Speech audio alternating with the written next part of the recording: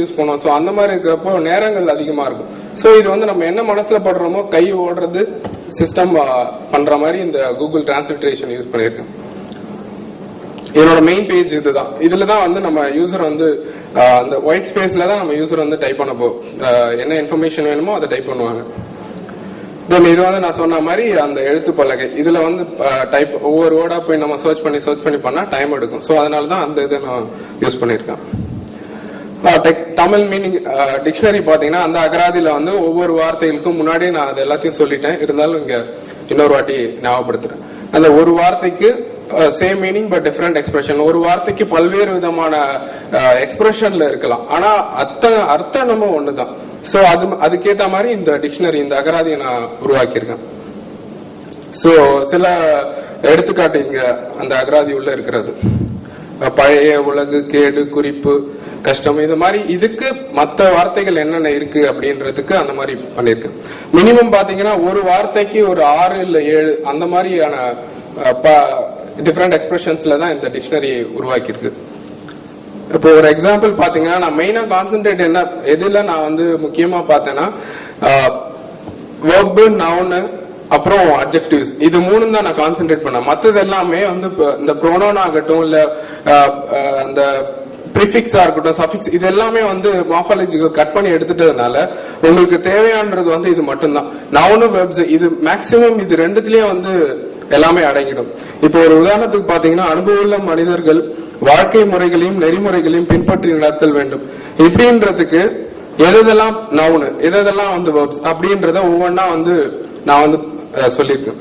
அனுபவம்னா noun, இந்த மாதிரி ஒவ்வொரு வார்த்தைக்கும் என்ன எதனோட இதுல போய் சாருது அப்படின்னு சொல்லிட்டு டேர்ம் வெயிட்டேஜ் ஃபார்முலான்னு ஒண்ணு இங்க ஒரு கூற்று ஒண்ணு. Term weightage is equal to NTR by T. NTRன்றது நம்பர் ஆஃப் ரிலேட்டட் டேர்ம்ஸ். நான் சொன்ன மாதிரி ஒரு வார்த்தைக்கு பல்வேறு விதமான இது இருக்கலாம். சோ அந்த மாதிரி பாத்தீங்கன்னா இப்ப அம்மான்னு கொடுத்துட்டேன்னா அம்மாவுக்கு வந்து அந்த லைன்ல அதே ரிலேட்டட் டேர்ம்ஸ் வந்து தாயின்னு இருக்குன்னா சோ இது ரெண்டுத்துக்கும் மேக்சிமம் வெயிட்டேஜ் கொடுக்கற மாதிரி. தென் கால்குலேஷன் ஆஃப் வெயிட்டேஜ் பாத்தீங்கன்னா முன்னாடி கொடுத்ததுக்கு ஒவ்வொன்றுத்துக்கும் வெயிட்டேஜ் கொடுத்திருக்கேன். இதுல பாத்தீங்கன்னா முறைகளுக்கும் பின்பற்றதுக்கும் ரெண்டுத்துக்கும் வித்தியாசம் ரொம்ப கிடையாது. சோ அதுக்கு வந்து வெயிட்டேஜ் அதிகமா இருக்கு. மத்த வேர்டுகள் மத்த வார்த்தைகளுக்கு பாத்தீங்கன்னா வேற வெயிட்டேஜ் இருக்கு. சோ யூசர் இன்புட் பாத்தீங்கன்னா இங்க வந்து இறைவன் புகழை உணர்ந்து தவறுகளை திருத்திக் கொள்பவர்கள் நட்பிலும் வாழ்விலும் நலம் பெறுவார்கள் சொல்லியிருக்கேன். இதுல மெயினா பாத்தீங்கன்னா ஒரு நட்பை பேஸ் பண்ணியும் ஒரு தவறுகளை வந்து திருந்தி அந்த மாதிரியான ஒரு சுத்தி தான் இருக்குது. சோ இதுக்கேத்த மாதிரியான எந்தெல்லாம் நவுன் எதெல்லாம் வெர்பு அப்படின்னு பார்த்துட்டு ஐடென்டிஃபை பண்ணிட்டு அந்த வேர்ட்ஸை வந்து லிஸ்ட் அவுட் பண்ண பிறகு ஒவ்வொன்றுத்துக்கு நம்ம வெயிட்டேஜ் கிடைக்கும். இதுல பாத்தீங்கன்னா எந்த விதமான ரிலேட்டடும் கிடையாது, ஆனா ஒரு தீம் அதுக்குள்ள இருக்குது. சோ அதுக்கேத்த குரல்கள் அதுக்கேத்த எங்கெங்க இருக்குதுன்னு பார்த்துட்டு லிஸ்ட் அவுட் பண்ணும். இதுல பாத்தீங்கன்னா நவினர் பொருட்டு நட்டல் மிகுதிக்கண் சென்றெடுத்தர் பொருட்டு அப்படின்னு சொல்லி அதுக்கானது வந்து ரேங்கிங் படி அதிகமா வந்திருக்கு. மற்றதெல்லாம் பாத்தீங்கன்னா எதனால வந்து இது நான் வந்து சொல்ல போனா இது வந்து அக்யூரசி பாத்தீங்கன்னா 80 to 90% தான் நான் சொல்றேன். ஏன்னா டிக்ஷனரி வந்து அப்டேட் பண்ணணும். சோ டிக்ஷனரி வந்து ப்ராப்பரா இல்ல, ஏன்னா நான் உருவாக்கணுன்றதுனால எந்த ஒரு இணையதளத்திலயோ எதுலயுமே எனக்கு வந்து ப்ரொவைட் பண்ணல. சோ நான் கிரியேட் பண்ணதுனால எனக்கு ஏத்த மாதிரி நான் வந்து கொடுத்திருக்கேன். சோ அப்படி இருக்கிறதுனால அதை இன்னும் அப்டேட் பண்ணலாம். அதான் என்னோட ஃபியூச்சர் ஒர்க்கா இருக்கும். ஃபியூச்சர் ஒர்க்ல பாத்தீங்கன்னா கன்க்ளூஷன் வந்து பாத்தீங்கன்னா இது எளிய நடையில இருக்கிறதுனால எந்த ஒரு சாதாரண மனுஷங்க கூட எனக்கு இது வேணும் அப்படின்னா ஒரு சென்டென்சஸ் கொடுத்துட்டாங்கன்னா அந்த சென்டென்சஸ்க்கு என்ன கான்செப்ட் இருக்கு, அந்த கான்செப்டுக்கு வள்ளுவர் என்னென்னலாம் எங்கெங்கெல்லாம் சொல்லியிருக்காரு அப்படின்றத போட்டி அடிப்படையில் எடுத்துட்டு வருது. சோ இதுல என்னோட ஃபியூச்சர் ஒர்க் என்னன்னு பாத்தீங்கன்னா இந்த டிக்ஷனரியை வந்து இன்னும் மேலும் வந்து அழகுபடுத்துறதும் சிறப்பா வைக்கிறதுக்கும் பிளஸ் வந்து தமிழ் மட்டும் இல்லாம இங்கிலீஷ் மத்த லாங்குவேஜ்லயும் இதை வந்து சிறப்பு பண்ணணும் தான். தென் இதெல்லாம் நான் வந்து எடுத்துக்கிட்ட கட்டுரைகள்ல இருக்கிற literature survey. Then these are the references. நன்றி, வணக்கம். ஏதாவது அப்டேட் பண்ணணும்னு சொன்னீங்க, சொல்லுங்க.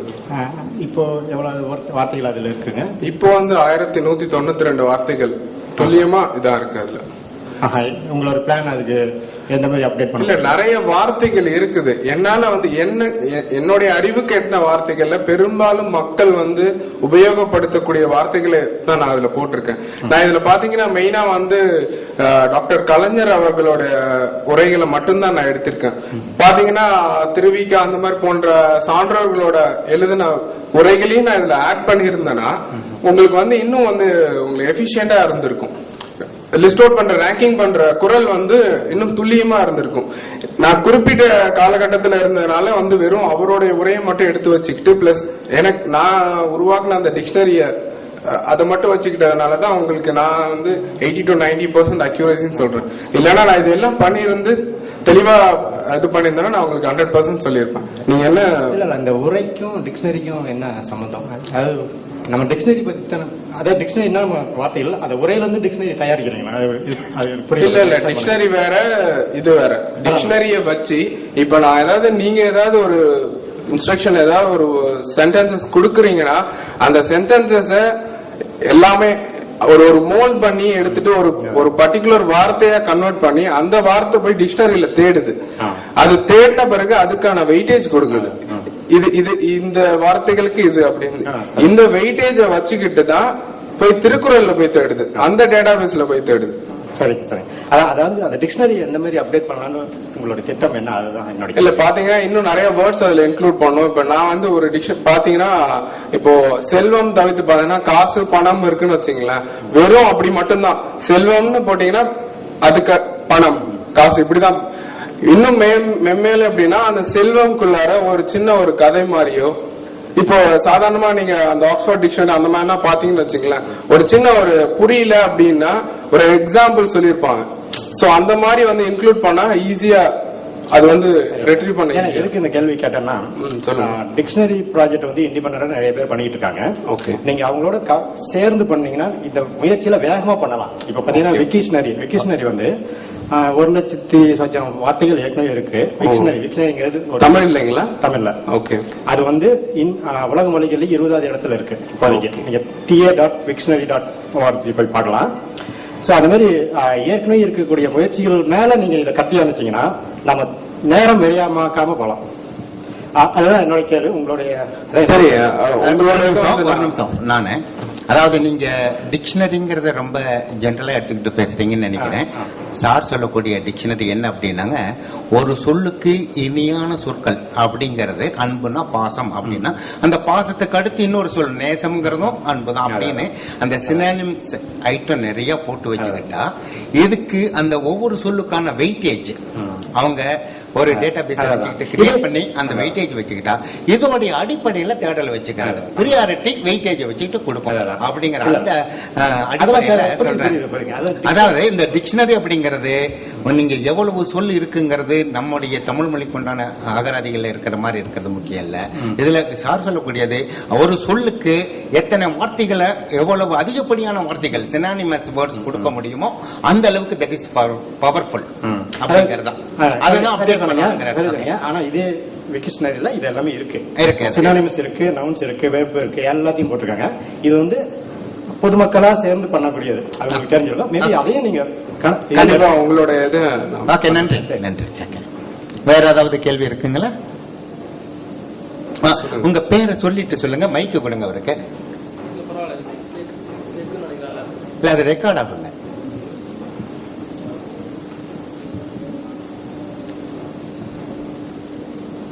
உங்க பேரை சொல்லிட்டு. என்னுடைய பேர் மதியழகன். எங்கிருந்து வரீங்க? சிங்கப்பூர் இருந்து வரேன். இறை மதியழகன் என்ற புனைப்பெயரில் கவிதைகள் எழுதுவேன். அந்த ஆர்வமும் இன்ஃபிட் உறுப்பினர் என்ற ஆர்வத்திலையும் வந்திருக்கேன். முதலில் வாழ்த்துக்கள். நல்ல எனக்கு நேரம் வந்து நான் செஞ்சிருக்கக்கூடிய முயற்சி முக்கியம் இல்ல. இதுல நீங்க சொன்ன விளக்கங்கள், அந்த கான்செப்ட், இந்த நேச்சுரல் லாங்குவேஜ் ப்ராசஸிங் நல்லா இருந்துச்சு. நீங்க